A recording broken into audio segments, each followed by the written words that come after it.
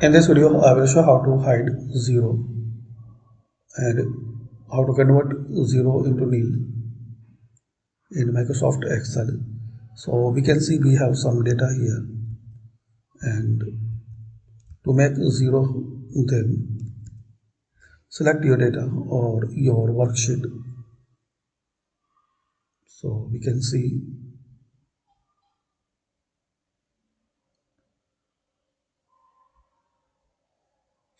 we have some data here. Select them, then right click, then format cells. Here select number, then custom. Here you need to write this code 0 semicolon minus 0 semicolon, then double quote, then nil, again double quote, now semicolon, and type 8 on your keyboard. You can write this 8 using the shift and number 2 on your keyboard.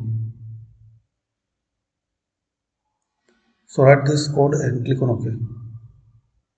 So this is the way you can write the nil instead of 0, and this is the way you can convert and hide 0 value in Microsoft Excel. If you write 0, so it will change into nil.